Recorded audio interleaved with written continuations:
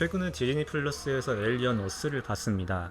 저는 에일리언 오리지널 4부작부터 프리퀄, 크로스오버 작품과 챙겨볼 정도로 이 시리즈를 좋아하는데요. 에일리언 시리즈 팬이 바라본 에일리언 어스에 대한 개인적인 후기를 전달합니다. 먼저 긍정적인 점부터 말해본다면 에일리언 어스는 오리지널 시리즈를 오마주한 장면이 많이 나옵니다. 1화의 오프닝부터 에일리언 1편의 오프닝과 똑같죠. 우주를 유영하는 우주선을 보여주면서 시작하는 장면부터 우주선 승무원들이 인공동면에서 깨어난 장면까지 1편의 모습을 그대로 재현했습니다. 인공동면 이후 식사하는 장면으로 이어지는 것까지 에일리언 1편과 똑같죠. 여기 에일리언 1탄에서 나왔던 비상용 헬멧이 그대로 에일리언 어스에서 등장한다거나 구조팀이 들고 다니는 총기류도 에일리언 2편에서 군인들이 사용했던 총기와 생김새도 비슷하죠. 드라마 제작에 에일리언 시리즈의 아버지 리들리 스콧이 참여해서 그런지 기존 세계관의 고증을 잘 이어가려 했다는 노력이 드라마 초반부에서 많이 드러났습니다. 에일리언 1편과 2편에서 나왔던 고양이 존시를 오마주한 라스칼이 나오기도 했는데요.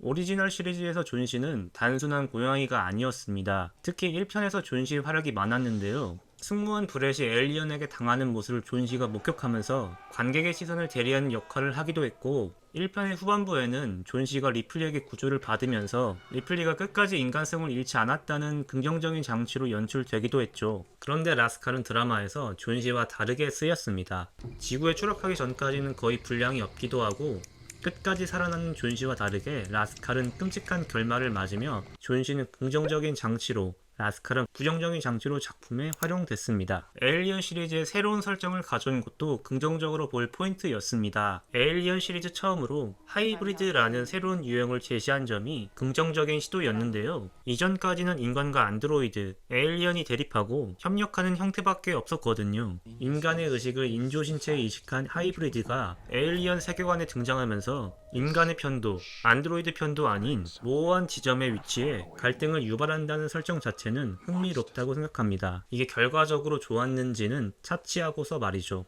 에일리언 시리즈의 단골 기업인 웨일랜드 유탄이 외에 새로운 기업이 세계관에 새롭게 등장했는데요. 지금까지 에일리언 시리즈가 주인공을 중심으로 한 소규모 인간 집단과 에일리언 군단 간의 혈투를 보여주었기 때문에 에일리언을 둘러싼 기업들의 알력 다툼도 이야기와 세계관을 풍성하게 만드는 설정이라고 볼 수 있습니다. 마지막으로 새로운 에일리언 4종이 나온 것도 흥미로웠습니다. 후반부에 가서는 이야기를 늘어지게 만들고 그게 긴장감을 떨어뜨리는 요소가 되기도 했지만 초반부까지는 새로운 에일리언 4종이 보는 이로 하여금 이목을 집중하게 만드는 매력이 있었습니다. 제가 드라마, 영화를 볼 때 재미를 느끼는 두 가지 요소는 캐릭터의 매력과 서사의 완결성입니다. 에일리언 시리즈 중에서 이 두 가지를 가장 잘 충족한 작품이 에일리언 2탄이었고, 에일리언 어스는 캐릭터의 매력과 서사의 완결성 모두 부족했습니다. 영화나 드라마는 사건이 발생해야 이야기에 생명력이 생기게 됩니다. 그래서 사건이 발생하는 순간은 보는 이로 하여금 이 작품이 얼마나 재미있냐를 판단을 내리는 지점이 되는데요. 에일리언 어스는 이 부분에서 부족합니다. 사건이 발생했다는 결과에만 집중할 뿐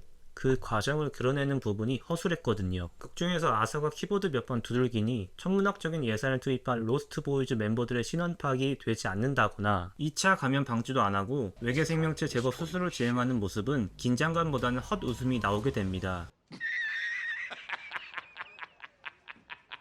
투둘스가 희생되는 장면도 탈인간의 지능과 신체적 능력을 갖고 있다는 설정인데 에일리언의 몸통 박치기 한 번에 리타이어 되는 장면은 보면서 저게 뭐지? 라는 생각이 들었습니다. 영화는 물리적인 시간 제약이 있으니 개연성을 조금 희생해도 괜찮지만 이건 파라불량의 드라마인데 보는 내내 개연성의 구멍이 숭숭 뚫려 있었습니다. 전 에일리언 어스에 등장하는 캐릭터 중에서 마음에 드는 캐릭터를 찾을 수 없었습니다. 앞서 언급했던 에일리언 2탄을 보면 리플리 이외에도 이야기를 풍성하게 만드는 매력적인 캐릭터들이 많았습니다. 에일리언 어스의 주인공 웬디를 보면 이전 에일리언 시리즈의 주인공들과 비교해도 매력이 많이 떨어집니다. 오리지널 시리즈의 리플리를 제외하고 프리퀄 시리즈의 주인공과 비교해도 그렇습니다. 커버넌트에 나왔던 데니얼스도 역대 시리즈 중에서 존재감이 없고 매력이 적은 편이지만 이건 영화 자체가 데니얼스가 아닌 데이빗을 중심으로 이야기가 전개되기 때문인 점도 있습니다. 로스트 보이즈 멤버들도 전혀 매력이 없습니다. 커시와 카벌리어를 가두고 웨일랜드 유타니와 대대적인 갈등을 예고하며 시즌1을 마쳤는데 전혀 위압감이 느껴지지 않았습니다. 마치 떡잎마을 반봉대가 떡잎마을을 접수하겠다고 선언하는 것처럼 느껴졌거든요. 로스트 보이즈 멤버들에게 위압감이 없는 이유는 연출 문제에서 기인합니다. 인간을 뛰어넘는 능력을 갖고 있다는 설정만 나올 뿐 막상 강력함을 보여주는 별다른 장면이 없거든요. 극 중에서는 웬디가 가장 강력하다고 나오는데 그나마 제모노프와 싸우는 장면에서 웬디의 강력함이 조금 드러나긴 합니다. 그런데 싸움의 결과만 나올 뿐 그 과정이 나오지 않았습니다. 에일리언 시리즈는 전통적으로 주인공이 제모노프와 상대하는 장면이 가장 하이라이트인데 에일리언넛은 정반대의 선택을 했습니다. 여기서 웬디의 파워를 제대로 표현했어야 웬디를 포함한 로스트보이즈 멤버들의 능력을 보는 이로 하여금 제대로 각인시킬 수 있었을 텐데 말이죠. 기본적으로 에일리언어스에서 로스트보이즈 멤버들은 본인의 힘을 제대로 활용하지 못하는 어린아이로 표현됩니다. 슬라이틀리와 스미는 끝까지 모로에게 휘둘리고 컬리는 센 척하지만 실비아 품에 안기며 독립적인 존재가 아님을 시사합니다. 그나마 닙스가 자기가 갖고 있는 힘을 사용하는데 허밋이 쏜 총 한 방에 제압될 정도로 이 친구들이 부적이 아닌 것이 드러났죠. 탈인간급의 힘과 지능을 갖고 있는지도 의문스럽고 다른 인물들에게 휘둘리기만 하는 로스트보이즈 멤버들보다 차라리 떡잎마을 방범대가 더 용감해 보이는 건 과장이 아닌 것 같습니다. 제노노프를 연출하는 방식도 개인적으로 불만족스러웠습니다. 주인공이 제노노프를 통제한다는 설정은 이미 오리지널 시리즈에서 나온 적이 있어 새로운 설정은 아닙니다. 하지만 주인공이 휘파람으로 제노노프가 피하 식별해서 공격한다는 설정은 지금까지 에일리언 시리즈를 통해 쌓아온 제노노프의 폭력성이 거세가 되었다고 느꼈습니다. 사실상 제노노프가 포켓몬스터의 피카츄, 드래곤볼의 하이아 드래곤이 된 셈인데 얘네들은 귀엽기라도 하지 제노노프는 귀엽지도 않은데 웬디의 애완동물이 되어버렸습니다. 피아를 가리지 않고 무자비하게 주인공과 빌런들을 공격하는 게 제노노프의 본성인데 에일리언 어스에서는 제노노프의 본능이 사라졌습니다. 최근 보도에 따르면 다음 시즌 제작이 확정되었습니다. 시즌 1의 제작, 각본, 연출을 맡은 노아올리가 그대로 참여한 것은 물론 장기 계약까지 체결했다고 하는데요. 시즌 1의 느낌을 그대로 이어가는 방향으로 보여 시즌 2에 대한 기대는 솔직히 별로 되지 않습니다. 에일리언 어스에 대한 저의 평가는 역대 에일리언 시리즈 중에서 가장 망작이라고 생각합니다. 에일리언 시리즈가 갖고 있었던 매력이 사라졌고 주인공과 빌런 모두 매력이 너무 애매합니다. 그럼 에일리언 어스 시즌2가 나와도 보지 않을 거냐 묻는다면